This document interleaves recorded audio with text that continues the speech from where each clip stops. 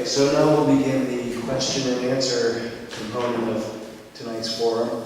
I just want to fill you in with some ground rules before we begin. I will ask for questions from the audience. Just simply raise your hand and I'll call on you. And if it's a planning and zoning question, we could direct it at one particular candidate if you like, but I think what we'll do is just pose it to each candidate to answer so you can get an opinion where each of them might stand on a particular issue. Each candidate will be given 3 minutes approximately to answer those questions.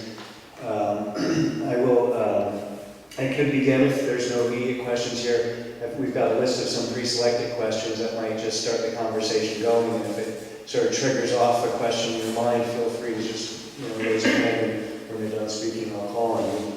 All questions will be directed towards me in the amount between you and the individual candidate. Please identify yourself if you have a question, and we'll be sure to try to make sure we get to all the questions before the end of the night. I think by limiting the time to 3 minutes, we'll be able to do that. And so we'll begin. Lindsay also is passing on. If you want to write your question in, just flag me. And I may make a suggestion about changing the script. Why don't we take E and Z and Board of Ed questions rather than trying to keep them all together. It's a small enough group, but I think they can manage to juggle it between each other. So questions either for Planning and Zoning Commission candidates or for Board of Ed candidates. And we've got a small group here. We can be fairly informal. We just don't want to lose complete control, but I don't think that'll happen. That's why I have this camera up here. Okay, so would anybody like to, sir, back? I'd like to know what the candidates' views are about what our kids will need in the 21st century.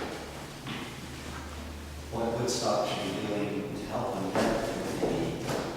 Where do you think No Child Left Behind fits in that? And what your views are of teachers. What was the last part? No child?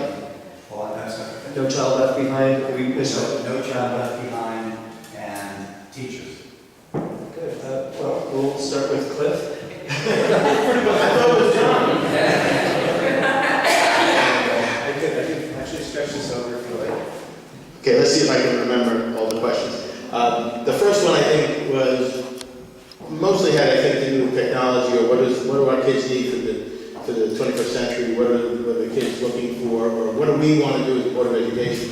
And let me kind of frame that a little bit and say that I think the Board of Education is a guiding force, like the Board of Directors of a company, or you've got a management, you choose the right management, and the Board of Directors should be looking long distance and should be looking for 30,000 feet. So, do I know exactly what we have to do? Absolutely not. And me coming onto the Board of Education, I don't pretend to know the answers to these questions.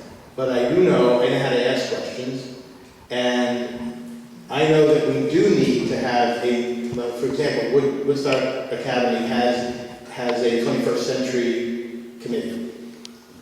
I would think that a subcommittee on the Board of Ed would be appropriate for the 21st century, to be exploring all these things. I mean, I look at the kids who are carrying around 60 pounds of books right now, as an example, in the middle school. It's pretty interesting when I talk to parents about that. I don't think in the next decade kids will be traveling with heavy books. I think things will be a lot more affordable. Electronic versions of these things will be much more affordable. It doesn't stop the kids from reading, you still have to read. But you may not have to carry the big pieces of paper that they do right now. But I think there's a lot of issues in the questions that we ask. No Child Left Behind, I think, is behind us. And what we should be looking at is how does every kid have an equal opportunity in the public school system, regardless of their financial situation. Public schools should be open to every kid, that family wants to have them educated, and everything that's offered to kid number 1 should be offered to kid number 5. And it shouldn't be, I'm not a believer in pay to play, I'm a believer in finding funds. If it's not within the current fund, then go outside the system and find the funds to educate kids. We can't lose sight of the arts, we can't lose sight of the music. These are things that are critical to the full education of our kids. So I keep going back to this theory that there are companies, there are businesses who want to contribute to the betterment of our children. I'm sure of it. I'm one of those. So I'm sure of it. I have to solicit other people to find out where to put the money. Nobody's coming after me. So I think there has to be a group of people that actually is looking for creative ways to bring funds in through grants or company donations to get the kids what they're needing right now. Again, we have new problems, we have to have different solutions to that. So I'm not sure if I addressed some of the things you're talking about, but it's a start. I'm going to run out of time, so. Don, you're on. Okay. Hopefully I'll hit on at least a couple of points in this. Yes, about technology. That's what I do for a living. I work with faculty and help them integrate technology. But nevertheless, I'm probably somewhat of a Luddite because you can put smart boards in every classroom, you can put computers, and have kids going home with them every day, but that does not capture anything other than it looks really great. Believe me, I've got labs full of iMacs and they look great. They're tools. Just like a pencil is a tool, I can take that pencil, I can stab Cliff in the stomach over here with it. Or I can write a really useful, interesting essay. Computers are no more than that. They're ways to connect information, to do things, both creative and constructive. But we need to teach people how to use those tools. And that's something that we need to get teachers up to speed on. Because just giving them a smart board, I've seen it many times, and I've seen it even in Woodstock. If they don't have the skills on how to integrate it into their curriculum, if they're not given the time and the training on how to do it so that it's seamless, so that the kids are really able to get something out of it more than just, hey, this is fun, it's like a video game. Video games are great, and making learning great is important, but it's really important to do that way. And that whole, how do you do that, is very much an issue right now that we're also learning about. When I was in college, I didn't even imagine that there would be a job like the one I have right now. It didn't exist. Okay, I mean, I had degrees in engineering, mechanical engineering, and psychology. I don't know why. I mean, I ended up in the music business, but I certainly didn't think I'd be doing educational technology. So, what I want my kids to have is the skills to be agile and to be able to think and to use the tools that are in front of them. Those tools probably will have a mouse or whatever the next generation of hand gestures is that we use to manipulate information coming at us. And that's what's important to me. So we need to absolutely temper the charge towards technology and towards putting laptops in every classroom with that thought. Some of the CEOs of Google and high-up folks at Yahoo and so forth are sending their kids to Waldorf schools. And I would suggest you look at some of the philosophy behind the Waldorf education, which is no technology whatsoever. Learn to be a person who can work within your community, within your society, and learn kind of the basics. Not like reading, writing. It's not a very conservative approach, but it is one that says that technology is, you can figure that out. And the truth is that you can. Computers are made so that even people that don't know how to use them normally can pretty quickly get up to speed. So that's the technology component. We need to remember that teachers have to be brought up to speed to really use those tools and to get kids to be critical thinkers and use them right.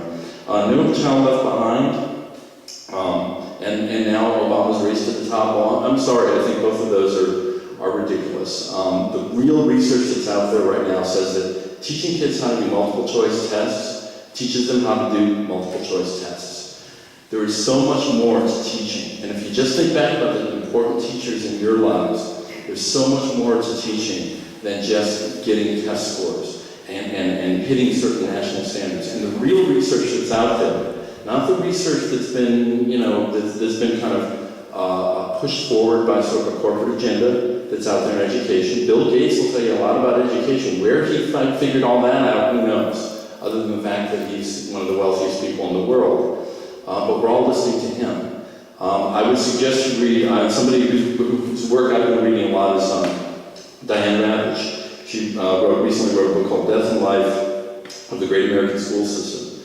And she kind of pulls the curtain out and takes a real hard look at what we're doing in terms of No Child Left Behind and testing and measuring teachers by outcomes of tests that we don't even know are accurate measures of what they're supposed to be measuring. And even if they are, I would say that tests are a small fraction of the larger piece that we expect our kids to come out of school with.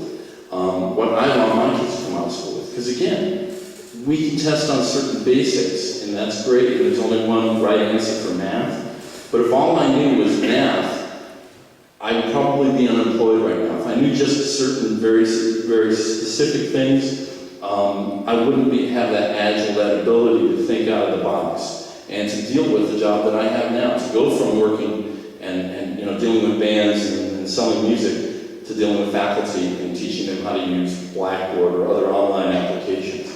So I think the technology is great, and final thing on teachers, I think teaching is probably in our society one of the most undervalued professions, and I know there's issues with unions, and I agree, I'm not a huge union supporter, amazingly enough. My dad was a postal worker, and he was the last postal worker in New England to not be a member of the union. It's a long story there. But I think that teaching as a profession, we undervalue it, and maybe one of the reasons that unions are so aggressive in their work is that we really, compared to other countries that are doing better with their education systems, or at least by our measurement, is because they pay their teachers what they're worth. There's nothing more important than like a kindergarten teacher, a first grade teacher. Think back on some of your best teachers. The teacher that changed my life was in high school. He was a history teacher, and 2 years after I graduated,